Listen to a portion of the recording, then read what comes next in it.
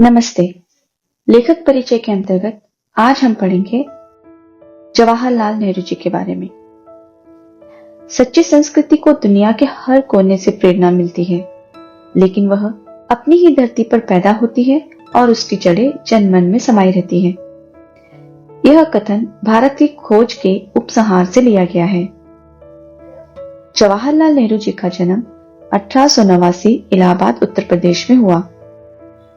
इनकी आत्मकथा मेरी कहानी और इनके कुछ हिंदी अनुवाद हैं विश्व इतिहास की झलक, हिंदुस्तान की कहानी, पिता के पत्र पुत्री के नाम, और इनके द्वारा जो लिखे गए लेख और भाषणों का संग्रह है वे हैं हिंदुस्तान की समस्याएं, स्वाधीनता और उसके बाद, राष्ट्रपिता, भारत की बुनियादी एकता, लड़खड़ाती दुनिया आदि। इनकी मृत्यु सन 1964 में हुई। जवाहरलाल नेहरू का जन्म इलाहाबाद के एक संपन्न परिवार में हुआ। उनके पिता वहां के बड़े वकील थे। नेहरू की प्रारंभिक शिक्षा घर पर तथा उच्च शिक्षा इंग्लैंड में हैरो तथा कैम्ब्रिज में हुई।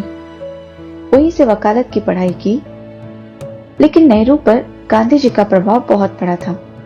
उनकी पुकार पर वे पढ़ाई छोड़कर आजादी की लड़ाई में जुट गए। आगे चलकर सन 1929 में वे भारतीय राष्ट्रीय कांग्रेस के लाहौर अधिवेशन के अध्यक्ष बने और पूर्ण स्वतंत्रता की मांग की।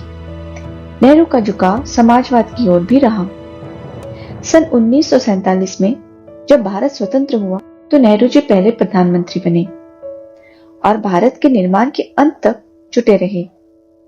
उन्होंने देश के विकास के लिए कई योजनाएं बनाई, जिनमें आर्थिक और औद्योगिक प्रगति तथा वैज्ञानिक अनुसंधान से लेकर साहित्य, कला, संस्कृति आदि क्षेत्र शामिल थे। नेहरू जी बच्चों के बीच चाचा नेहरू के रूप में जाने जाते थे। शांति, अहिंसा और मानवता की हिमायती नेहरू ने अंतर्राष्ट्रीय स्तर पर विश्व शांति और पंचशील के सिद्धांतों का प्रचार किया। प्रस्तुत पाठ हिंदुस्तान की कहानी का 5वां अध्याय है। अंग्रेजी से भाषांतरण हरिभाव उपाध्याय ने किया है।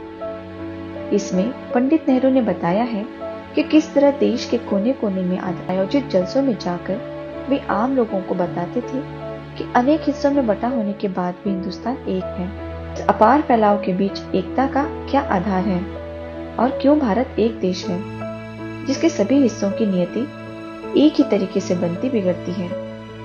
यही पूरे पाठ की विषय वस्तु है। इसी क्रम में पंडित नेहरू ने भारत माता शब्द पर भी विचार किया है और उनका निष्कर्ष है कि भारत माता की जय का मतलब है यहाँ के करोड़ों करोड़ लोगों की जय।